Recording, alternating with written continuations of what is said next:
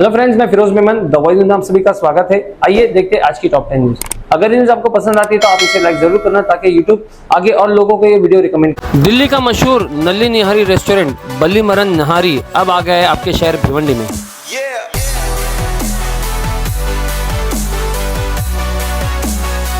बल्ली मरन नहारी रेस्टोरेंट, जिनके स्वाद की चर्चा दिल्ली से मुंबई तक है। मुमरा और मीरा रोड के बाद अब ग्रैंड ओपनिंग होगी भिवंडी में 15 अक्टूबर मंगलवार शाम 6 बजे से। तो अपने फैमिली और फ्रेंड्स के साथ जरूर आइए Ballimaran Nahari restaurant, only at Twin Tower, Millat Nagar, behind Ajwa sweets, Bhiwandi.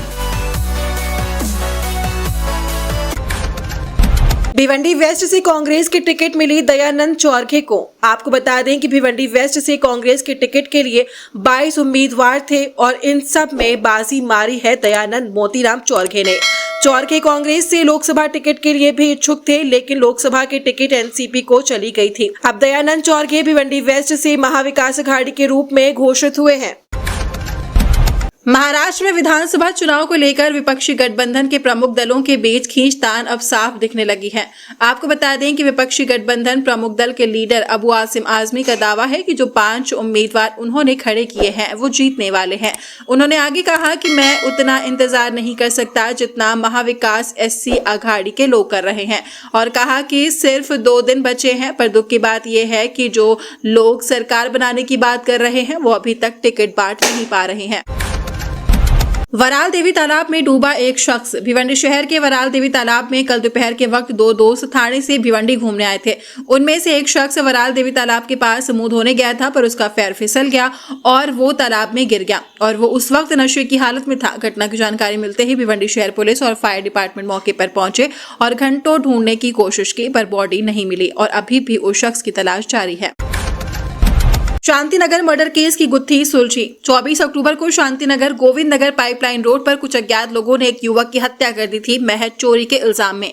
इस घटना की जानकारी मिलते ही शांतिनगर पुलिस घटनास्थल पर पहुंचकर बॉडी को अपने कब्जे में लेकर आईजीएम हॉस्पिटल में भेजा और केस की छानबीन करते हुए शांतिनगर पुलिस ने कुल 7 आरोपियों को गिरफ्तार किया और जेल के सलाखों के पीछे भेजा।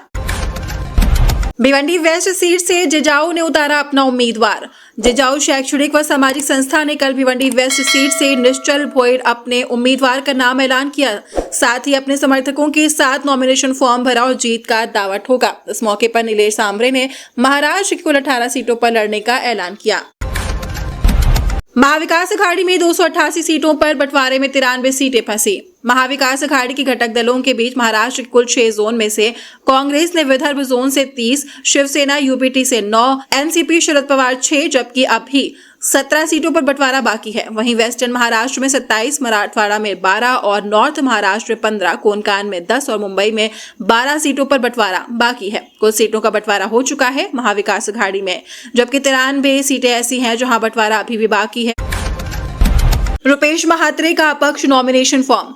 भिवंडी ईस्ट विधानसभा क्षेत्र से शिवसेना उद्धव गुट के एक्स एमएलए रुपेश महात्रे ने इस बार अपक्ष नॉमिनेशन फॉर्म दाखिल कर राजनीतिक समीकरणों में नई हलचल पैदा कर दी है। लंबे समय से शिवसेना का गढ़ माने जाने वाले इस सीट से रुपेश महात्रे का अपक्ष से मैदान में उतरना कई सत्ता पक्ष के लिए एक बड़ी चुनौती साबित हो सकते हैं।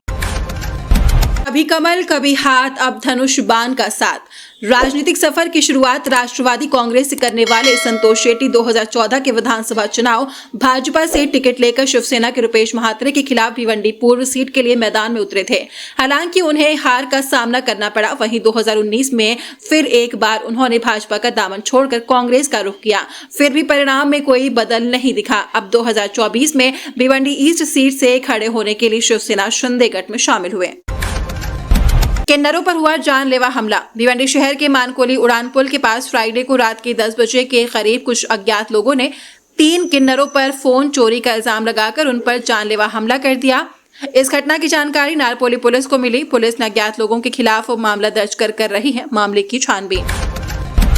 आज सेंसेक्स 662 अंकों की गिरावट के साथ 79,402 पर हुआ बंद। वहीं निफ्टी 218 अंकों की गिरावट के साथ 24,180 पर हुआ बंद। गोल्ड 78,577 पर ट्रेड करते हुए, सिल्वर 97,269 पर और क्रूड ऑयल 6,040 पर ट्रेड करते हुए